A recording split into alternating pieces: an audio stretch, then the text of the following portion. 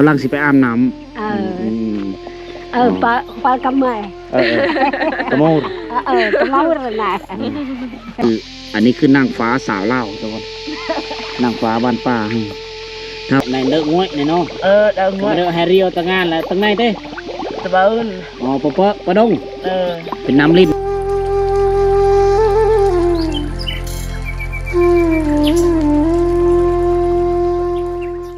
ทักทายสบายดีพ่อแม่พี่น้องสบายดีบรรยากาศยามแรงๆนะ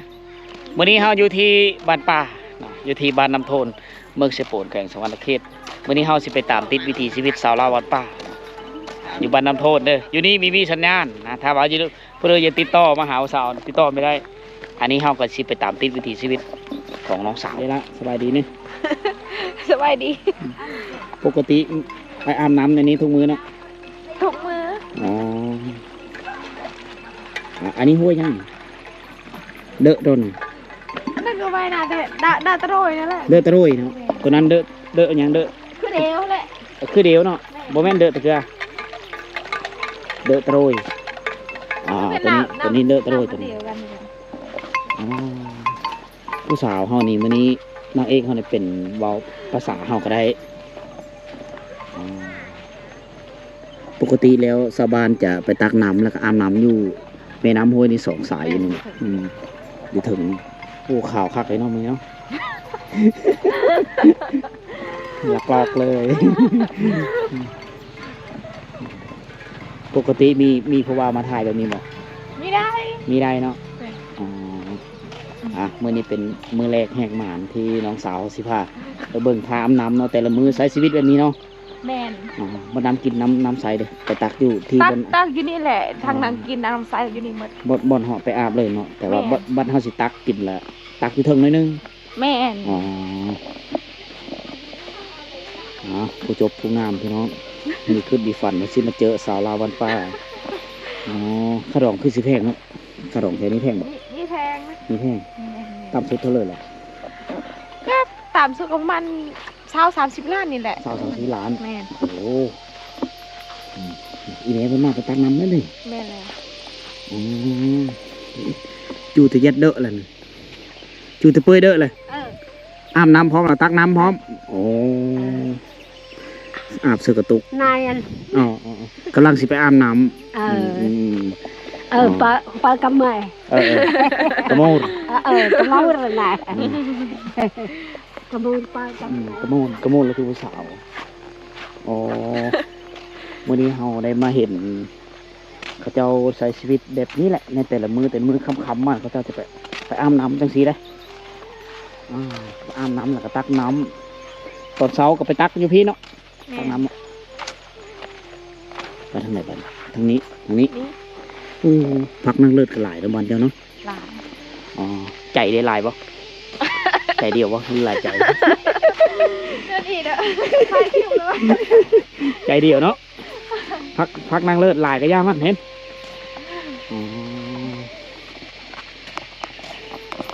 ซื้อในเลิศซื้อในไหนก่อนซื้อต้วน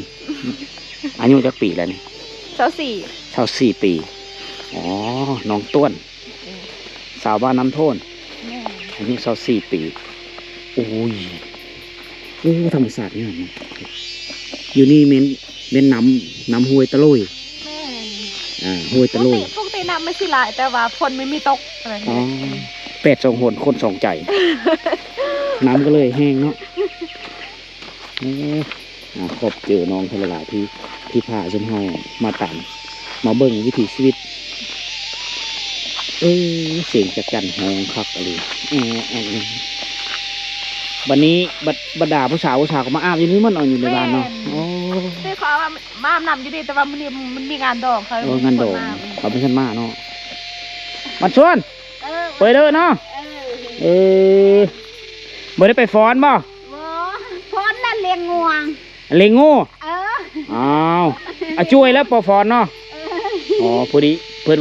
อนค่าเลี้ยงงูโผล่เพื่อนไปฟ้อนเนาะ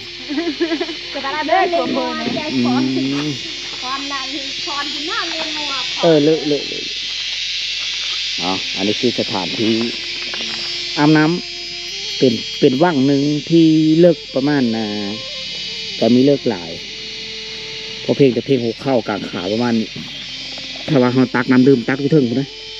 น้ำดื่มตักไปถึงเนาะกับเพื่อนนานไปเกิดแล้วเกิดตัวเป็น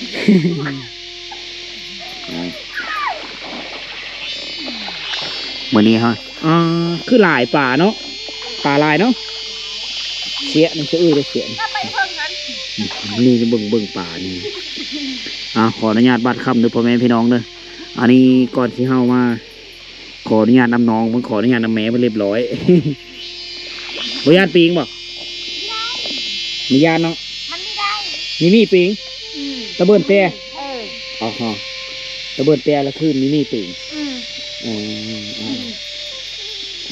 สอนเลยสอนน้ำนี่ดิน้ำใสน้ำเย็น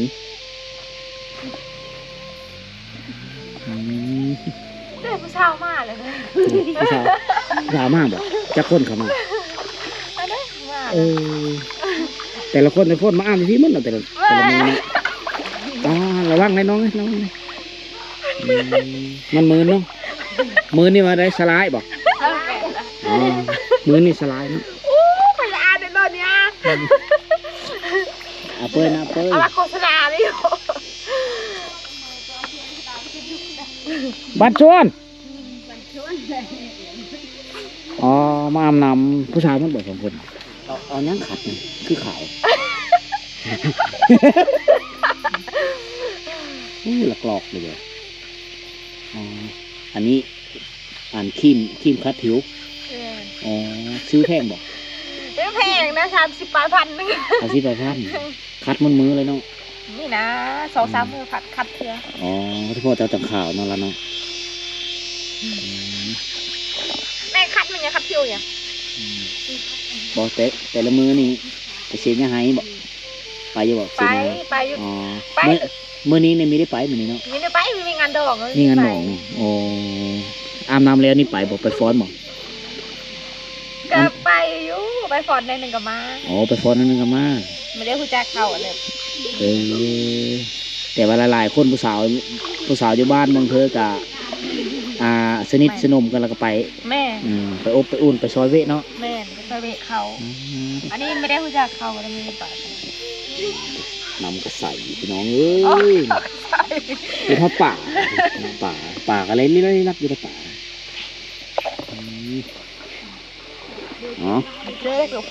มือนี้เป็นมือที่โชคดีบรรดาท่านบรรดาผู้ติดตามนะครับส้มเวลาเขาสิตักน้ำดื่มตักไปถึงอะไรทุกคนปีนี้เป็นปีที่แห้งแล้งเนาะน้ำนี่ก็เลยแห้งแล้วนี่แหละเดือด8 เดือน 9น้ำก็เลยแห้งปกติน้ำจะไหลถ่าแล้วได้หอนอย่างนี้ปีนี้น้ำแห้งแล้งแต่จิตใจคนนี้แห้งแล้งจิตใจคนยังอุดมสมบูรณ์2 สาวมาอาบน้ำจะได้คำกว่านี้แห้งมาหลายประมาณ9 คน 10 คนเต็มอยู่ในว่างน้ำน้อยๆเลยถูกมาเลยจากผู้เฒ่าเนาะผู้เฒ่าก็มาอาบอยู่นี่ผู้หนุ่มก็มาอาบอยู่นี่ถือกระตุกมาพร้อมอันนี้คือวิถีชีวิตที่แท้จริงเฮาไม่ได้ปั้นแต่งทุกคนนะและยุลุมแล้วก็เป็นสายทางรถที่กายไปกายมากแต่ทุกครอบครัวเฮือนทุกหลังคาเฮือนอยู่บ้านน้ำโทนเขาจะต้องมาตักน้ำนี่แล้วก็มาอาบน้ำอยู่นี่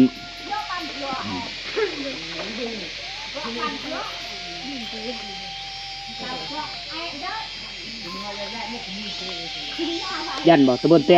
กอแต้มั้งบ่ยันบ่ปิงบ่ยันปิงเนาะ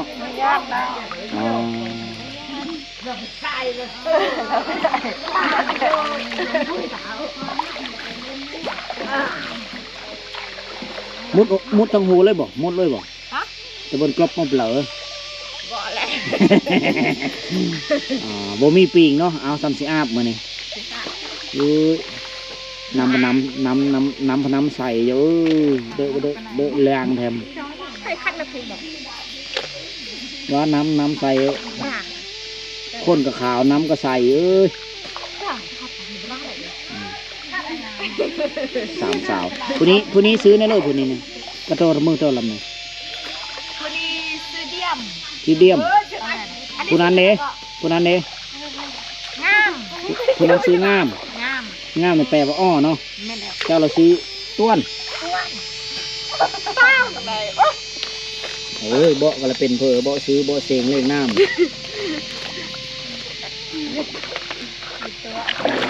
แต่ละมือนี่เราต้องขัดผิว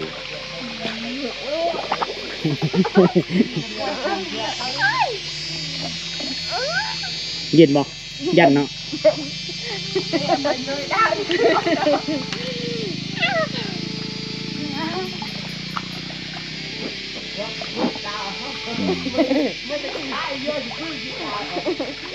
เกให้ช่วยเลยก็จะปุ่นเด้อช่วยเลยเนาะแกเนาะจะปุ่นเด้อให้ช่วยเลยอันนี้คือนางฟ้าสาวเล่าทุกคนนางฟ้าบ้านป่าถ้าว่าเขามีมาตามติดวิถีชีวิตของบรรดาสาวๆสมัยนี้เขาต้องรอเวลาค่ำมืดเขาจะได้เห็นนางฟ้ามาลงอาบน้ำวิธีถ้าว่าเขาไปไกลมาไกลไม่เขาก็จะไม่ได้เห็นความงามของชนบทอันนี้เขาเสียสละเวลา คือปลาในลาย ป่าลายเนาะป่ายังเกิน ปลาซิว ปลาซิวเสียปร่องเนาะเสียปร่องปลาซิวเอาผู้ชายเขาอ้างมาเทิงหนุ่มใส่เนาะผู้บ้าบ่นอ้างมาเทิงเนาะ คือหน้าปลาลายบ่อย เอามาตะเบะนะ โอเบียโอเบีย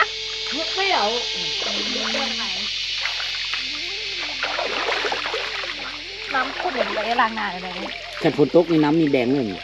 น้ำแดง โอ้ไม่แดง อ๋อใส่เลย น้ำมัน ตลอด ใส เลย อันนี้พันน้ำแบบว่ามันนี่ไปใส่เลยค่ะมันจะเป็นนี่มันอั่งอยู่ค่ะนะแต่น้ำมันใสอันเนี้ยแต่ว่าน้ำมันแบบมันฝนไม่มีตกเธอเนี่ยเป็นนี่แหละ ตะวันนี่เนาะจะโดนตกทีนึงอ๋ออันนี้คือสายเลือดของพี่น้องบ้านน้ำโทนเฮานับแต่ผู้หญิงผู้หญิงผู้บ่าวผู้แพรวนับแต่ผู้หญิงผู้ชายตัวเล็กแต่มาตักเอาหนำอยู่นี่ไปกินไปดื่มไปแต่งยู่โคกินนอกจากหันแล้วก็หอนยำเล็กๆมากับบรรดาสาวๆบรรดาผู้เฒ่าผู้โอ้กันลงมาอาบน้ำมาตักน้ำนี่อันนี้คือวิถีชีวิตที่อยู่ในชนบทบ้านเฮาในนี้ทุกมื้อน่ะวันนี้เขามีโอกาสมีเวลาก็เลยพาทุกคนมาสัมผัสเบิ่งวิถีชีวิตแบบนี้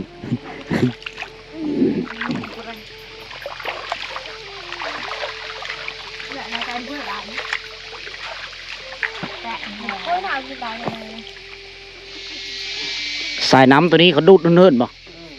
ดูดมาเฮิร์นเลยเนาะอันนี้ก็เมนอันนี้จะเป็นไดเขาไปเบิ่งน้ำไหลตรงนี้เพราะเขาเห็นอยู่ในงานดองต่างๆเขาจะเห็นน้ำใสอันนี้จะเป็นไดจุ่มก็ใส่ไฟฟ้ามาแต่เฮิร์นเลยก็ดูดจุ่มโป้มมันเลยตัวนั้นก็เมนบนหนองทรายพระนามธรรมชาติงามเนาะเรื่องนี้ตลอดเลยเนาะครับเนาะป่าคือสิหลายเนาะคือเสียเนาะทำไปเบิ่งก้อนหินมันคกลกเค้กเล็กอย่างนี้นะยาวขึ้นไปถึงน้ำมันจะแห้งน้ำมันจะน้อยขึ้นไปเรื่อยน้ำนะน้ำจะมีใหญ่น้ำจะแห้งลงไปเรื่อยๆปีนี้แห้งแรงพี่น้อง8 ช่องหนปีนี้8 ช่องเธอในขอบเขตบริเวณนี้นี่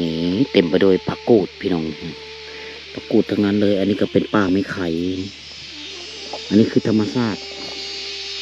ที่นี่มีผู้เลือปั้นแป้งมากนะสายน้ำไหลเย็น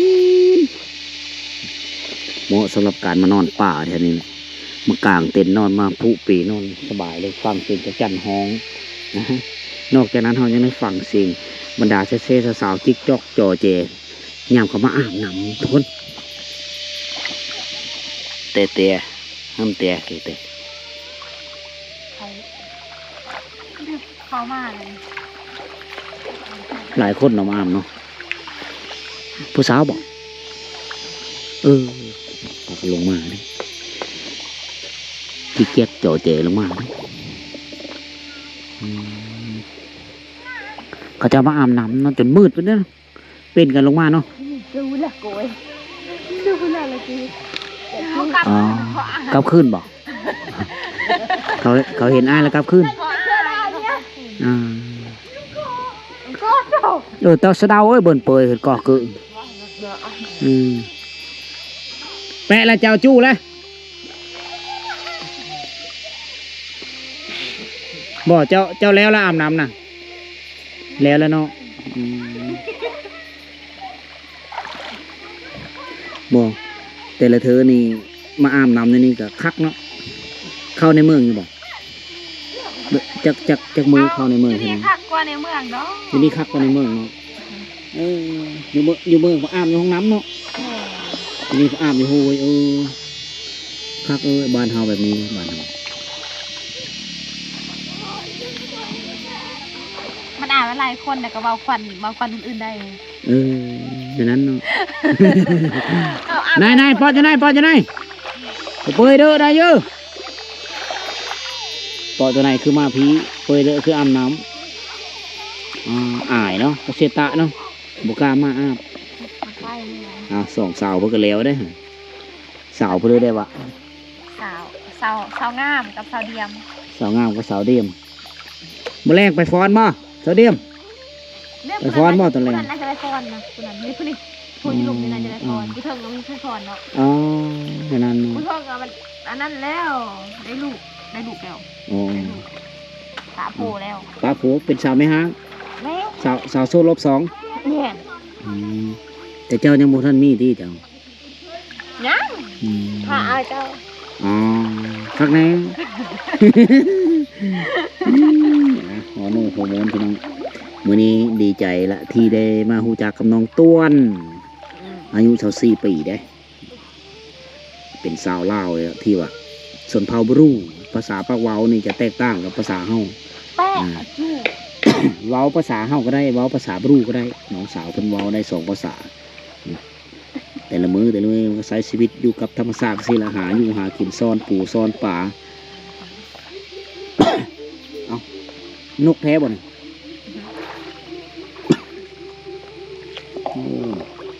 บ่งบอกเลยว่าคอยค้ำลงแรงนะตัว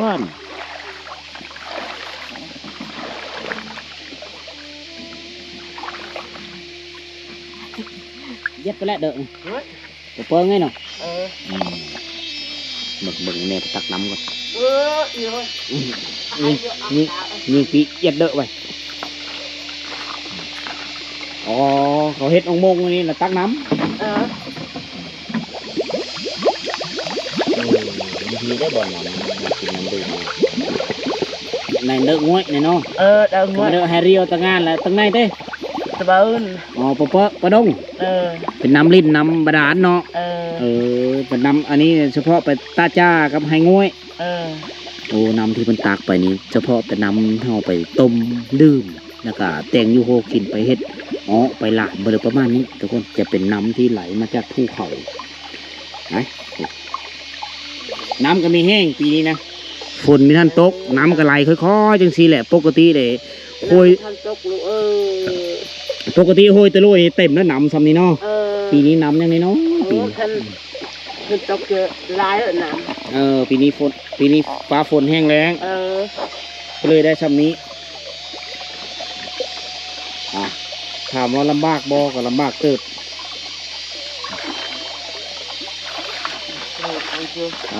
เสมียงตะเบิ้ลยัดเสมียงเนาะเสมียงละเจ้เต้ดองผู้ชายก็ตักคือกันแต่มื้อนี้ก็ไปฟ้อนงานดองเนาะผู้ชายฟ้อนงานดองก็เลยไปได้ตักผู้หญิงตักก้อนเห็นนักแซมยัดไว้เหรอน้องสาวเขากำลังสิขึ้นมาแต่หน้าน้ำ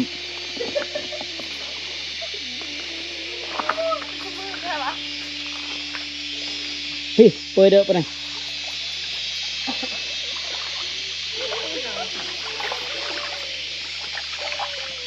หลักหลอกอันนั้นดิหลักหลอกทางเยอะผู้สาวอยู่บ้านที่มีสัญญาณนี่เวลาผู้บ่าวมาล่มนี่ได้ไหมเขาโทรหาบ่ได้โทรเลย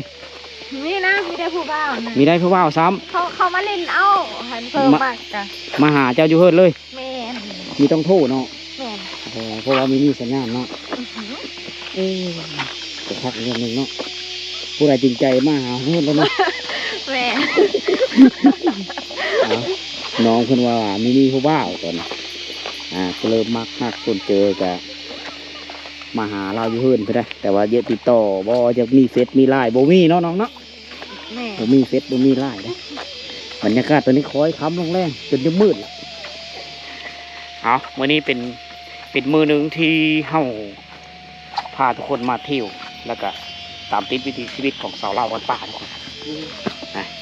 ตักน้ำก็อยู่ห้วยนี้อ้ามน้ำก็อยู่ห้วยนี้เป็นบ้านที่มีสัญญาณโทรศัพท์แล้วก็มีเครือข่ายอินเทอร์เน็ตมีแต่ไฟฟ้ามีนะเฮิร์นนี่มีไฟฟ้าแล้วตักน้ำนี่ก็ไปฟ้อนงานดองนั่นเด้อไปเล่นน้องแม่เนาะอ๋อจะนอนไปฟ้อนบ่ พอเลย เจ้าได้ไปฟ้อนบ่มันไปบ่ ไป เนาะ พอนมีเป็นแต่ก็ยังไปอยู่ อ๋อ ไป ฟ้อ เบิ่ น งเอา ฟ้อนนี่เป็น ไม่เป็นไปเบิ่งเอา เพราะว่าในงานดองเขาต้องไปเบิ่งเนาะ แม่ นึงมาแล้วบางคนก็ทึกหมู่มาเชิญหมู่มาหาไปซอยเวะ แม่ ถ้าว่าผู้เลิศไม่ได้มาซอยเวะก็ไปโฮมไปเบิ่งซื้อเนาะอันนี้คือเรื่องจริงทุกคนถ้าว่าเขาจะแซ่บจากลมกับน้องคนนี้แล้วชาได้เพราะว่าบ้านน้องมีสัญญาณอินเทอร์เน็ตพอเพ่งแต่มีไฟฟ้าพอได้ซากแบตเตอรี่ซากอะไรต่างๆไตหุงยำกับคืนเป็นบ้านที่มีภูเขาอ้อมหอบเต็มไปด้วยธรรมชาติทุกคนบ้านเก่าแต่เก่าอยู่พุ่นบอก แม่แต่ก็อยู่คุณเราชัดเจน เจ้าเกิดทันบ่ตอนอยู่พุ่น ไม่ทัน บ่ทันเนาะมีแต่สมัยพ่อเนาะ แม่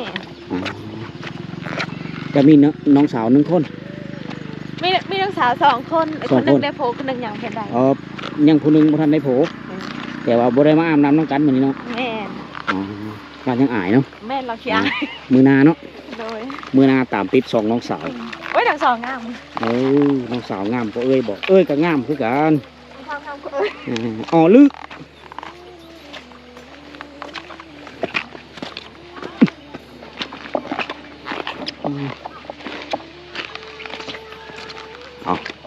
ตัวนี้เลยเฮือนน้องคนนี้คือกับทางเลยเฮือนจ้ะเนาะ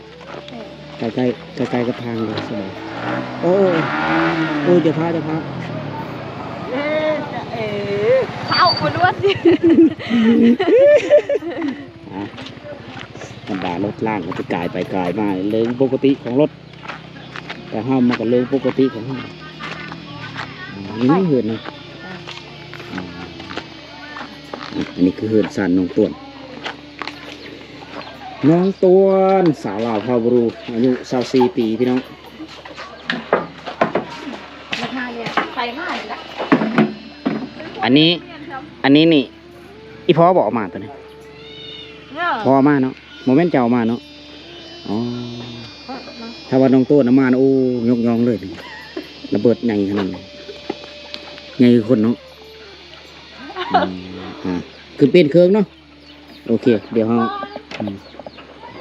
เห็นอันนี้คือสภาพโล่งๆอยู่น้องเพิ่นมีห้องน้ำใช้อยู่พุ่นแต่ว่างูควายเราก็อยู่นี่